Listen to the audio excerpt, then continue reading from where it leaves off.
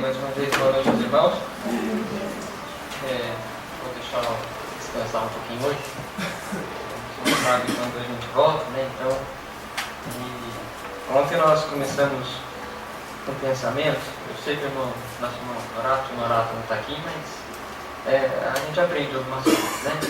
E nós iniciamos em 1 Pedro, capítulo 5, versículo 7. E eu disse que nós faríamos a leitura em um outro texto na sequência, mas o nosso tempo não deu e nós não conseguimos então entrar nesse assunto, que na verdade é uma continuação da soberania do Senhor nosso Deus. E eu queria fazer a pergunta, né? Por isso que eu me refiro ao irmão Donato, né? Quando a gente fala de pergunta, a gente lembra dele, né? E se os irmãos se lembram qual era o texto que eu citei no início, quando eu disse que nós íamos então iniciar em 1 Pedro 5 e 7, e depois nós iríamos para o primeiro evangelho, Mateus, nós iríamos ler um capítulo e alguns versículos. Alguém se arrisca? Não, né?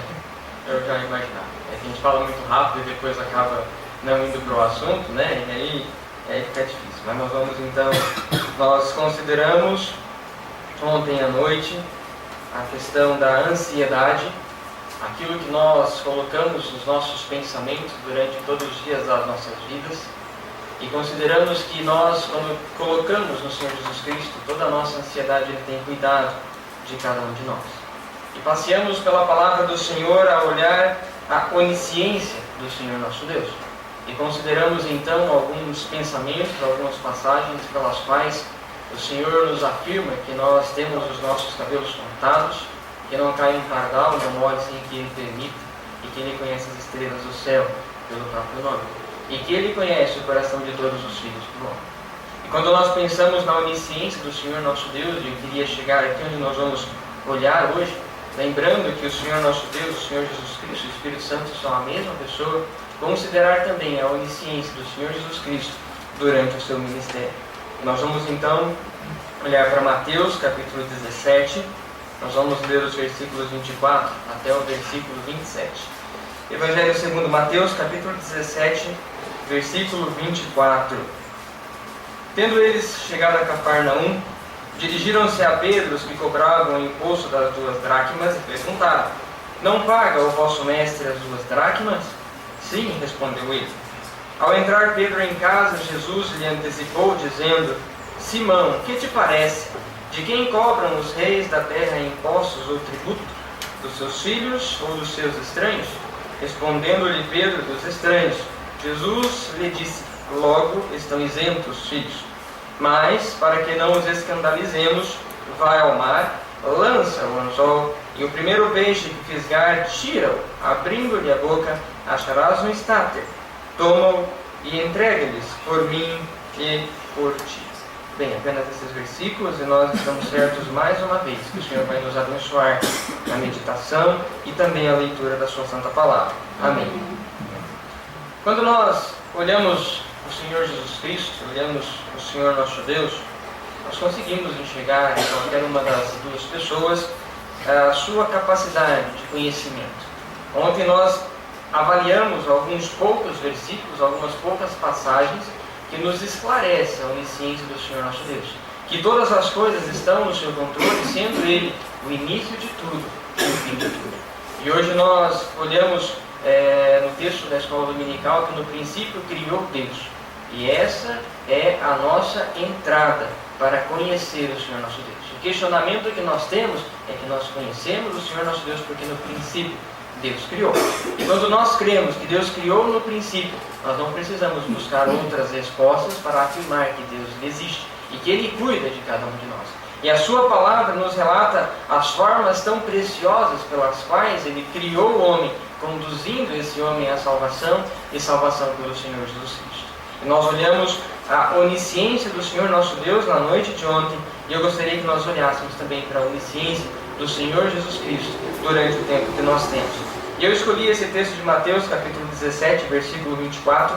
Não é um texto tão pregado, tão falado pelos homens, mas é um texto de suma importância para cada um de nós, e nós conseguimos nesse texto entrar por vários caminhos. Por exemplo, nós podemos olhar para o apóstolo Pedro quando ele, conversando com o Senhor Jesus Cristo, e depois no versículo 27, o Senhor dizendo que para não escandalizar, e nós devemos aqui tirar ensinamentos para nós também não podemos escandalizar. Vai ao mar, lança o anzol, o primeiro peixe que fisgar, tira-o, e abrindo-lhe a boca acharás um estátua. Toma e entrega-lhes por mim, e entrega por ti.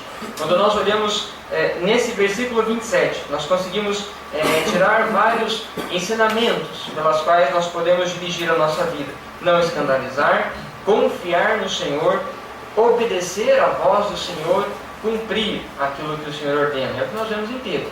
Nós lembramos que Pedro mesmo, durante toda a sua história, jornada com o Senhor Jesus Cristo, embora em várias vezes ele vacilou em relação ao Senhor Jesus Cristo, e a mais lembrada de todas é quando nós lemos ele dizendo ao Senhor: eu não vou negá-lo, eu vou morrer, mas eu não nego. E nós sabemos o resultado disso. A alta confiança, a impetuosidade do apóstolo Pedro em falar assim, e o resultado que nós vemos, Pedro depois chorando, dizendo: olha, ele escutou aquele galo cantar e ele se lembrou. O Senhor havia falado: Pedro, você vai me negar. Não, Senhor, ainda que eu morra, eu não te negarei. E nós estamos vendo aqui o apóstolo Pedro novamente, mas agora em uma outra ação. O Senhor Jesus Cristo, na sua onisciência, na sua sabedoria, ele manda que Pedro fosse ao mar e lançasse o anzol. E daquele peixe ele teria ali a moeda para pagar o imposto que os homens cobravam. Mas para nós chegarmos depois a essa conclusão, nós vamos avaliar e analisar os versículos que nós lemos. Nós lemos o Senhor Jesus Cristo chegando em Cafarnaum, e os homens se dirigiram a Pedro, aqueles que cobravam o imposto das 2 dracmas, e perguntaram: não paga o vosso mestre o imposto? E nós vemos então Pedro entrando no versículo 25, e o Senhor Jesus Cristo antecipando o que Pedro diria pelo seu conhecimento, não que ele tivesse ouvindo, mas porque ele é Deus, e ele conhece todas as coisas, ele sabe todas as coisas. Nós não vamos repetir tudo aquilo que nós falamos, dizendo: Simão, o que te parece? De quem cobram os reis da terra impostos ou tributos? Jesus antecipou aquilo que Pedro iria perguntar. E o Senhor começa esse texto de forma muito preciosa. Conhecendo o Senhor, ele pergunta a Pedro: de quem cobram os reis da terra impostos ou tributos? E aqui nós conseguimos identificar a onisciência do Senhor Jesus Cristo. Nós conseguimos passar pela forma tão suficiente do Senhor Jesus Cristo também enquanto homem. Algumas pessoas não gostam desse texto porque nós dizemos que o Senhor Jesus Cristo ele se desfez da sua autoridade de Deus, assumiu um corpo humano, padeceu, se esvaziou de tudo aquilo que ele tinha no reino